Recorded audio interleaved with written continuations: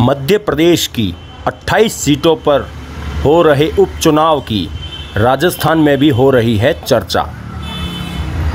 मध्य प्रदेश में 28 विधानसभा सीटों के उपचुनाव के लिए 3 नवंबर की तिथि की घोषणा की गई है। एमपी की 1 दर्जन से ज़्यादा सीटें गुर्जर मतदाताओं से प्रभावित है और मध्य प्रदेश के पूर्व मुख्यमंत्री कमलनाथ और वहां की प्रदेश कांग्रेस चाहती है कि राजस्थान के पूर्व प्रदेश कांग्रेस अध्यक्ष व डिप्टी सीएम सचिन पायलट वहां प्रचार कर गुर्जर मतदाताओं को पार्टी के पक्ष में लाने का काम करे। हालांकि राजस्थान कांग्रेस की बदली हुई परिस्थितियों में सचिन पायलट सिर्फ विधायक के तौर पर काम कर रहे हैं। इसका मतलब यह नहीं है कि उनका मतदाताओं में प्रभाव कम हुआ है या वे राजनीतिक रूप से सक्षम नहीं रहे। राजस्थान समेत मध्य प्रदेश, दिल्ली, हरियाणा, हिमाचल प्रदेश और जम्मू कश्मीर के साथ ही उत्तर प्रदेश की गुर्जर बाहुल्य सीटों पर सचिन पायलट असर डालने में सक्षम रहे हैं। इतना ही नहीं, पूरे देश में हर चुनावी प्रदेश में उनकी मांग रहती रही है।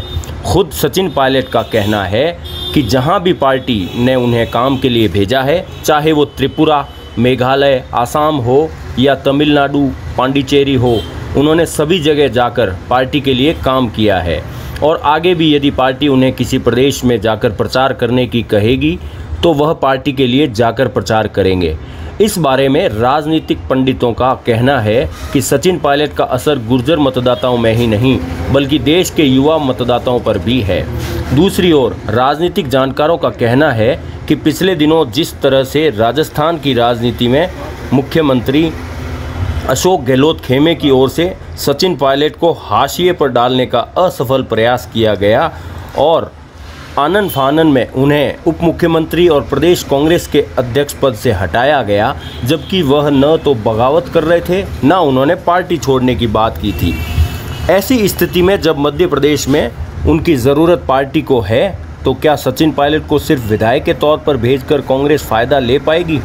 यदि उन्हें पार्टी बिना राजनीतिक भागीदारी दिए हुए मध्य प्रदेश में भेजती है तो विपक्षी पार्टी को सवाल उठाने का मौका मिलेगा कि जिस नेता के जरिए कांग्रेस वोट चाहती है उसकी स्वयं की पार्टी में ही उसे तवज्जो नहीं है।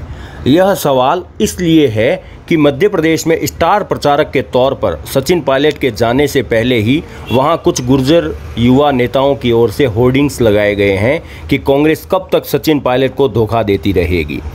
पायलट बिना सत्ता की भागीदारी के वहां जाएंगे तो होर्डिंग्स में उठाए गए सवाल मध्य प्रदेश में और तेज़ी के साथ उठेंगे। मध्य प्रदेश में होने वाले इन 28 सीटों के उपचुनाव को लेकर कांग्रेस में कश्मकश इसलिए है कि विधानसभा आम चुनाव में जहां कांग्रेस को सत्ता हासिल हुई थी, लेकिन बाद में कांग्रेस के 25 विधायकों ने ज्योतिरादित्य सिंधिया के साथ पाला बदलकर भाजपा का साथ दिया और कांग्रेस सत्ता से बाहर हो गई। कांग्रेस के 25 विधायक भाजपा के साथ चले गए और उन्हें अपनी विधानसभा सीटों से इस्तीफा देना पड़ा। ऐसे में उन 25 सीटों के साथ ही 3 अन्य सीटों सहित कुल 28 विधानसभा सीटों पर उपचुनाव होना है। अब मध्य प्रदेश में फिलहाल जो सीटों का गणित है उसके अनुरूप कांग्रेस को सत्ता हासिल करनी है तो उसे सभी सीटों पर जीत हासिल कर अपने दम पर सरकार बनाने का बहुमत हासिल करना होगा। दूसरी ओर वर्तमान स्थिति में भाजपा यदि 9 सीटें भी जीत लेती है तो उसकी सरकार बरकरार रह सकती है। छोटीकाशी.com के लिए ब्यूरो रिपोर्ट CK न्यूज़। आप देख रहे हैं छोटीकाशी.com। हमारे चैनल को सब्सक्राइब करें और बेल आइकन को प्रेस करें ताकि न्यू वीडियो की नोटिफिकेशन आप तक पहुंच सके।